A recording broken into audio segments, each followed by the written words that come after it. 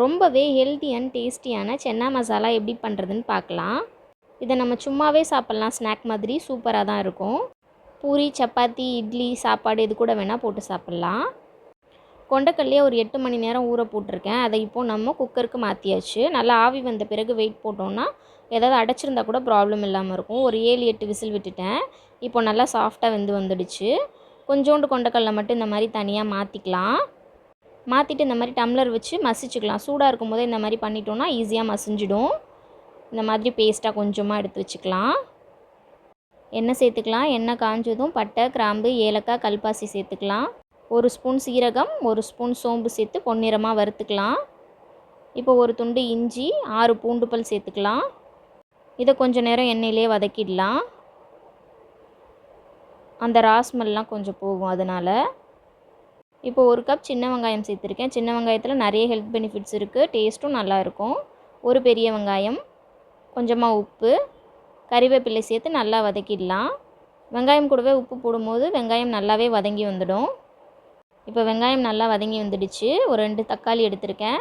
கொஞ்சமாக முந்திரி, 1 ஸ்பூன் கசகசா, 1 ஸ்பூன் பொட்டுக்கடலை. இது 3 நமக்கு ஒரு க்ரீமி டெக்ஸ்சர் கிடைக்கும். குருமா ரொம்ப திக்காக இருக்கும், அதனால் இது சேர்க்குறோம். இதில் ஏதாவது ஒன்று இல்லைன்னா கூட பரவாயில்ல. முந்திரி பருப்பு சேர்க்கறதுனால டேஸ்ட்டு நல்லாவே வரும். கசகசா நம்ம உடல் சூடை தணிக்கும், நல்லது. இப்போ நல்லா மசிஞ்சு வந்துடுச்சு. இதை ஆஃப் பண்ணிடலாம். ஆஃப் பண்ணிவிட்டு நல்லா ஆறின பிறகு ஒரு ஜாருக்கு மாற்றிட்டு நல்லா அரைச்சி எடுத்துக்கலாம்.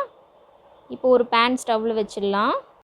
எண்ணெய் சேர்த்துக்கலாம். எண்ணெய் காஞ்சதும் 2 பிரியாணி இலையை கிள்ளி போட்டிருக்கேன். கொஞ்சமாக கறிவேப்பிலை சேர்த்துக்கலாம். இது பொரிஞ்சதும் நம்ம அரைச்சி வச்சுருக்க பேஸ்ட்டு இது கூட சேர்த்திடலாம். இதை கொஞ்சம் நேரம் அப்படியே எண்ணெயிலே வதக்கிடலாம். இப்போது மஞ்சள் தூள் 1/2 ஸ்பூன், மிளகாய்த்தூள் 2 ஸ்பூன் சேர்த்துருக்கேன். 1/2 ஸ்பூன் கரம் மசாலா, உப்பு சேர்த்துக்கலாம். நான் குழம்பு மிளகாய்த்தூள் சேர்த்ததுனால மல்லித்தூள் சேர்க்கலை. நீங்கள் தனி மிளகாய்த்தூள் சேர்த்திங்கன்னா மல்லித்தூள் சேர்த்துக்கோங்க. இப்போ இது கூட கொஞ்சமாக தண்ணி சேர்த்து நல்லா கொதிக்க விட்டுடலாம். இப்போ ஒரு மூடி போட்டு வச்சிடலாம். நல்லா கொதிக்கட்டும். இப்போ நல்லா எண்ணெய் பிரிஞ்சு மசாலா வெந்து வந்துடுச்சு. இப்போ நம்ம மசிச்சு வச்சுருந்தோம் இல்லையா கொண்டக்கடலை, அதை இது கூட சேர்த்துக்கலாம். இப்படி மசிச்சு போடுறதுனால நல்ல டேஸ்டியாகவும் இருக்கும், குருமா கொஞ்சம் திக்காகவும் வரும். இப்போ நம்ம முழு கொண்டக்கல்லையும் சேர்த்துட்டு எந்த அளவுக்கு தண்ணி வேணுமோ அந்த அளவுக்கு சேர்த்துக்கலாம். சேர்த்துட்டு மூடி வச்சிடலாம். நல்லா கொதிக்கட்டும்.